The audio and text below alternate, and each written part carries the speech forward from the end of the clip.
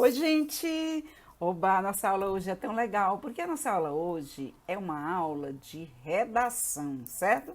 Então, nós vamos pegar o livro, né? O livro tem o conto na página 52. Depois vocês pegarão esse livro. Então, vamos assistir a nossa aula bem direitinho para que vocês possam depois, né? Então, o conto. Todo mundo conta uma história, blá blá blá, blá blá blá blá blá blá blá blá blá. Todo mundo, o tempo todo, né? Então a gente vai ver esse conto que ele é uma narrativa curta, ele tem um único conflito e ele tem um número de personagens reduzidos, certo? Então todos os dias a gente fica contando alguma história. Se a gente contar, aconteceu, você sai ali na rua e quando você chega você conta para a mãe, para o irmão, algo que aconteceu. Você faz o seu blá blá blá, né? O personagemzinho aí, né? Brincando aí também de contar, né? Contar a sua história. O que aconteceu, certo? Bom, conto é uma narrativa curta. Ao contrário do romance, que é mais longo e possui outras características, o conto tem uma história breve, cujo tempo e espaço são reduzidos e as poucas personagens existem em função de um núcleo. É o relato de uma situação ocorrida na vida das personagens. O tempo pode ser cronológico ou psicológico e o caráter real ou fantástico, certo? Então você sai ali, conta alguma coisa, né? Às vezes você diz assim, ó, eram 9 horas. Então você usou uma medida lá do relógio, então esse tempo é cronológico. Você aconteceu à tarde. Aí você não sabe dizer nada, né? Você não sabe dizer horário, você não sabe dizer quando ocorreu. Você está contando um fato, um conto, uma história com um único núcleo, mas você não sabe definir. O tempo ele fica, neste caso, como psicológico. Bom, eu escolhi um conto para vocês, né? E no livro de vocês, vocês vão achar outros contos. Como o conto do livro de vocês ele era muito longo, eu escolhi esse conto porque ele é muito trabalhado, esse conto, certo? Trabalhado em concursos. Concursos, eu digo a concursos que vocês farão, por exemplo, agora no ensino médio, para entrar para o ensino médio, né? Vocês encontrarão textos desse tipo. Então, é O Diabo e Outras Histórias. Esse texto, ele é um texto muito legal de se estudar, certo? O autor desse texto é o Tolstói, né? E nesse texto ele se pergunta, né? E faz com que nos perguntemos como que a gente aprende a lidar com o desejo, né? Ele mostra, assim, a relação do homem com o desejo. E o desejo, ele diz, é como se fosse o diabo, o desejo. Porque ele retrata, né, esse texto, ele retrata essa psicologia desse desejo que está acima de tudo. Então, por isso ele é um texto assim muito requisitado, né? Esse texto do Tolstói. O Diabo e Outras Histórias, ele traz assim também uma inversão, né? Ele traz uma inversão entre o que é humano e o que é o animal. Aparece o animal nesse texto. Se você observar a característica desse animal, esse animal ele é totalmente humanizado, né? Ele tem sentimento. Então, muito interessante o que ele consegue fazer com esse animal, né? Ele humanizar o animal. Enquanto que o homem, ele aparece com sentimento animalizado, devido à forma como ele trata o outro. Então, é muito interessante esse cavalo que aparece nesse pequeno trecho, né? Ele tem essa característica de humano, enquanto o humano tem a característica animal. Então, vamos ver esse texto, como ele é muito legal. Depois vocês podem ler completo, ele é apenas um fragmento, tá bom? Aqui nós temos apenas um fragmento, O Diabo e Outras Histórias. Olha, era inverno, época de festas. Não me deram nem de comer nem de beber durante o dia inteiro. Fiquei sabendo depois que aquilo acontecera porque o cavalariço estava bêbado. Naquele mesmo dia, o chefe veio à minha baia, deu pela falta de ração e foi-se embora, xingando com os piores nomes o cavalariço que não estava ali. No dia seguinte, acompanhado de um peão, o cavalariço trouxe feno à nossa baia. Notei que ele estava especialmente pálido, abatido, tinha nas costas longas algo significativo que despertava piedade. Ele atirou fino por cima da grade com raiva. Eu ia metendo a cabeça em seu ombro, mas ele deu um murro tão dolorido no meu focinho que me fez saltar para trás. E ainda por cima, chutou-me a barriga com a bota. Não fosse esse lazarento, nada disso tinha acontecido. Mas o que aconteceu? Perguntou o outro cavalariço. Os potros do conde, ele não inspeciona, mas este ele examina 2 vezes por dia. Será que deram malhado mesmo para ele? Se der ou vender, só o diabo sabe. O certo é que você pode até matar de fome todos os cavalos do conde e nada acontece. Mas se você se atreva, o potro dele sem ração, deita aí, diz ele, e tome chicotada. Ele mesmo contou as chicotadas que me deu, o bárbaro. O general não bate assim, ele deixou minhas costas em carne viva. Eu entendi bem o que eles disseram sobre os lanhões, mas naquela época era absolutamente obscuro para mim o significado das palavras meu potro, palavras através das quais eu percebia que as pessoas estabeleciam uma espécie de vínculo entre mim e o chefe dos estábulos. Não conseguia entender de jeito nenhum o que significava me chamarem de propriedade de um homem. As palavras meu cavalo, referidas a mim, um cavalo vivo, pareciam-me tão estranhas quanto as palavras minha terra, meu ar, minha água. No entanto, essas palavras exerciam uma enorme influência sobre mim. Eu não parava de pensar nisso.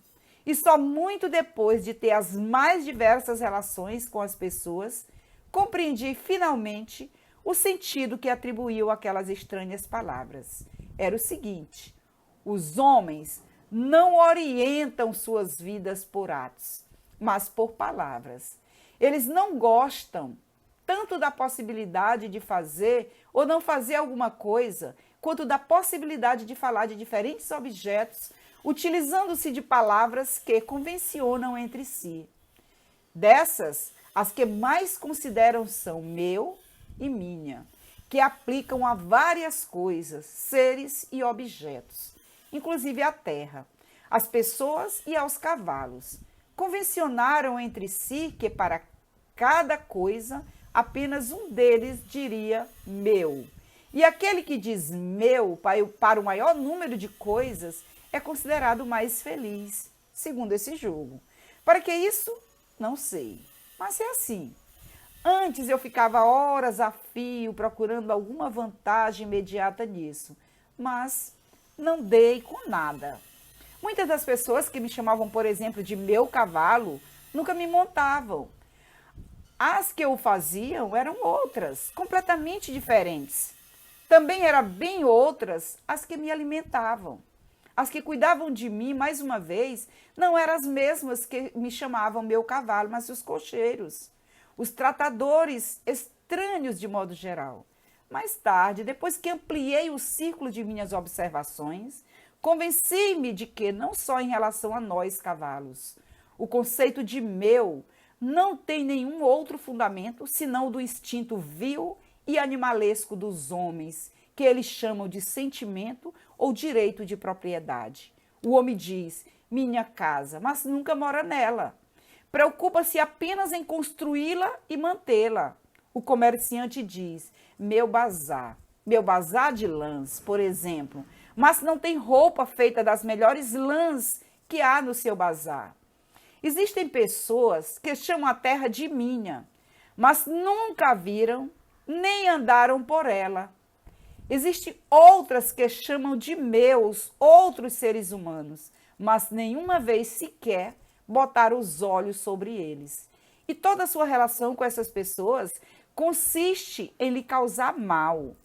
Existem as pessoas em lhe causar mal. As pessoas não aspiram a fazer nada na vida o que consideram bom, mas se a chamar de minhas, o maior número de coisas. Agora estou convencido de que é nisso que consiste a diferença essencial entre nós e os homens. É por isso que, sem falar de outras vantagens que já temos sobre eles, já podemos dizer sem vacilar que na escada dos seres vivos estamos acima das pessoas. A vida das pessoas, pelo menos daquelas com as quais convivis, traduz-se em palavras, a nossa em atos. E eis que foi o chefe dos estábulos que recebeu o direito de me chamar de meu cavalo. Por isso, açoitou o cavalariço. Essa descoberta me deixou profundamente impressionado e levou-me a me tornar o malhado, ensimesmado e sério que eu sou. Então, gente, como vocês viram aí nesse texto, né, o quanto esse texto é interessante, né? Vocês observem, né, que dessa inversão que acontece nesse texto entre o que é humano, você não sabe o que é humano, o que é o animal aqui. O animal, ele aparece totalmente humanizado, enquanto que o homem, né, ele aparece com esses sentimentos, ele aparece animalizado, devido à forma como ele trata o outro. Então, é muito interessante esse conto, né? Então, vocês observem, né? Um conto, vocês observem, o que é um conto? Ele tem um único núcleo, né? É a parte principal, é isso que caracteriza. Tudo gira em torno daquele núcleo, certo? Nós temos um personagem principal aí, poderia ser o homem, deixa de ser o homem o personagem principal, né? Que é o chamado protagonista, passa a ser o cavalo. Então, é um texto muito bonito. Vamos conhecer um pouco do autor, né? Lev Tolstói.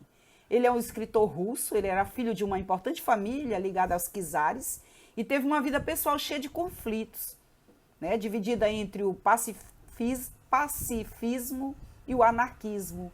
Ele foi um pensador social e moral e um dos mais relevantes autores da narrativa realista de todos os tempos. Entre suas obras destacam-se Infância, Contos de Sebastopol, Guerra e Paz, Ana Karenina, A Morte de Ivan Ilyich, A Sonata de Kreutz e o seu último romance, Ressurreição. Então, esse texto aí, né, esse é só um trecho, é só um fragmento. Vocês podem buscar esse livro para que vocês possam ler, porque é muito legal, né? Uma leitura assim, faz com que você pense no lado humano, né? Então, vamos ver esse trecho aqui em que o personagem principal expõe suas ideias. Ele diz assim, olha, o personagem principal. O homem diz, minha casa, mas nunca mora nela. É muito reflexivo, gente, esse texto. O homem diz, minha casa, mas nunca mora nela. Preocupa-se apenas em construí-la e mantê-la. O comerciante diz, meu bazar de lãs, por exemplo, mas não tem roupas feitas das melhores lãs que há em seu bazar. Existem pessoas que chamam a terra de minha, mas nunca viram nem andaram por ela. Existem outras que chamam de meus outros seres humanos, mas nenhuma vez sequer botaram os olhos sobre eles. E toda a sua relação com essas pessoas consiste em lhe causar o mal. Né? Dá para explicar? Então, totalmente humanizado o personagem, o cavalo, né? Completamente diferente do homem com seu lado animal. Que ainda diz assim, o que o cavalo pensa a respeito de ter um dono e não ser esse dono o seu cuidador? Pô, vocês copiarão. Eu só coloquei para que vocês pudessem refletir, tá bom, gente? Vocês vão fazer atividade lá do livro, conto lá do livro. O que o cavalo percebeu sobre o uso que os humanos faziam da palavra meu? Que relação ele estabeleceu entre essa palavra e o conceito de felicidade? O cavalo conseguia compreender esse tipo de comportamento? Transcreva um trecho que comprove sua resposta. Você é só copiar um trecho desse, né? Ele conseguia compreender? Não. O homem diz minha casa, mas ele nunca mora nela. Mas se nunca mora nela. Preocupa-se apenas em construí-la, mantê-la, gente, que é tudo arrumadinho, bonitinho. Às vezes passa tão pouco tempo, né? Então, muitas coisas, o personagem que ele não consegue compreender. Bom, que sentido a palavra meu tinha para o cavalo? É possível afirmar que no texto o personagem do cavalo, ele foi humanizado Por que ele foi humanizado? No conto, há uma inversão entre o que é humanos e o que é animal. Explique essa afirmação. Comentei muito com vocês, né? A questão do animalizar o homem. O autor, ele animalizou o homem e ele humanizou o cavalo. Estruturalmente, a que tipo de narrativa literária esse conto se assemelha? Nós estamos estudando conto, né, gente? Por quê? Né? Bom, vamos para a brincadeira aqui de um quiz. O conto é uma narrativa curta, longa ou bonita? Ah, curta! Oba! Aprendemos. O conto O Diabo e Outras Histórias foi escrito por Dostoiévski, Tolstói ou Bach? Aí a gente já sabe, Tolstói. A personagem principal do conto O Diabo e Outras Histórias é o cavalariço, o cavalo ou o general? Oba, o cavalo, né? É que nos faz refletir. É um bonito conto, gente. Procure ele aí na internet, leia o completo, né? A gente nos faz refletir bastante o nosso comportamento. O nosso comportamento, muitas vezes, como o cavalo, o personagem do texto. Muitas vezes, muito animal. O tipo de narrador do conto O Diabo e Outras Histórias é narrador em terceira pessoa, narrador personagem ou narrador sujeito? A gente logo viu que o narrador ele é bem personagem. O tempo cronológico é o tempo que pode ser medido, vem das lembranças ou corre como doido de qualquer jeito? Ele pode ser medido, né? Dias, horas, meses, falei para vocês. Bom, nós temos uma tarefa de conto, o nosso conto lá do livro é um outro, eu não coloquei aqui o conto do livro, porque ele é muito longo. Aí eu coloquei esse conto para vocês, que também achei muito interessante esse conto, e vocês vão fazer a atividade da página 52 a 92. Tudo sobre contos, certo? As produções de textos, acho que é uma atividade avaliativa, vocês vão pegar na escola, né? No dia 6, eu vou fazer a entrega para vocês. A produção é o nosso trabalho de redação, é a nossa atividade avaliativa de redação. Todos os textos que vocês produzirem, questões que vocês copiarem daqui, vocês podem estar colocando naquele nosso caderno de redação, que vai ser recebido somente no final do período, o caderno de redação. Valeu, gente? Então, valeu, gente. Até a próxima. Muito legal essa aula de redação, né, gente? Muito legal esse texto. Peguem lá esse texto, procurem, tá bom, gente? E depois vocês podem até comentar comigo mais alguma coisa. Então, valeu.